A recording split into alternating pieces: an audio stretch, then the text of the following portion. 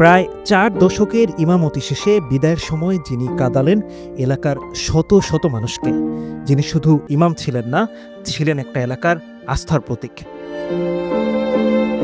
উজিরপুর উপজেলার বামরাইল ইউনিয়নের হস্তিশুণ্ড গ্রামের জাবালে নূর জামে মসজিদের খতিব ও ইমাম মাওলানা মোহাম্মদ আব্দুল হাই দায়িত্ব থেকে অবসর নিয়েছেন গত ৮ জুন। আর সেই বিদায়ের মুহূর্ত রূপ নিল এক আবেগঘন পরিবেশে। বাংলাদেশের প্রথম ইমিউনিটি বুস্টার সমৃদ্ধ ফ্যান্টাস্টিক হ্যাপি এনার্জি বিস্কিট। মসজিদের সামনে জড়ো হয়েছেন শত শত মানুষ, কারো হাতে ফুল, কারো হাতে ব্যানার, কেউ বা নিঃশব্দে চোখের জলে জানাচ্ছেন বিদায়। আমার জীবন যৌবন আমাদের এলাকার উন্নয়নের জন্য, ইসলাম প্রচারের জন্য, একটা সুন্দর সমাজ গড়ার জন্য কাজ করে গেছেন নিরলসভাবে। কারোর সাথে বিরোধ বিবাদ কিছুই ছিল না। চেষ্টা করছেন সমাজের উন্নয়ন করার, মসজিদের উন্নয়ন করার। আজকের যে যাচ্ছে, হৃদয় থেকে আমার মন ফেটে যাচ্ছে, কলিজা টুকরো টুকরো হয়ে যাচ্ছে। দেশে আমার সেই আলোকিত মানুষ বা আমার সেই শ্রদ্ধাভাজন শিক্ষক আমাদের কাছ থেকে চোখের অন্তরাল হচ্ছে, অবশ্যই হৃদয়ের অন্তরাল হবে না। আজীবন তার কথা মনে থাকবে, যেহেতু আমার এই ইসলামী দিনে অর্থাৎ এই আলেম হওয়ার পিছনে সবচেয়ে বড় অবদান এই শ্রদ্ধাভাজন শিক্ষক মাওলানা আব্দুল হাই সাহেবের।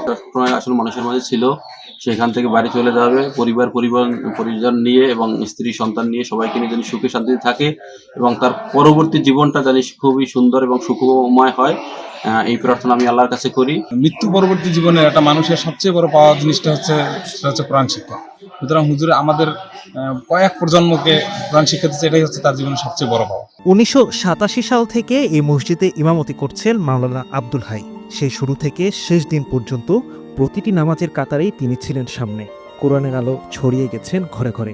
যদি আপনারা আমাকে ভালোবাসেন, তাহলে আমি মনে করবো ভালোবাসার ফল পাবো তখনই, যখন যে সবাই একাত্র হয়ে মসজিদের উন্নতির জন্য কাজ করতে চাই।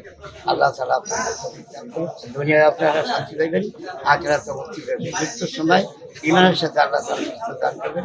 গ্রামবাসীর পক্ষ থেকে তাকে দেওয়া হয় 1 লাখ টাকার এককালীন সম্মানী, আর সঙ্গে রাজকীয় শোভাযাত্রা, যা কেবল গণ্যমান্য ব্যক্তিদের জন্যই বরাদ্দ থাকে।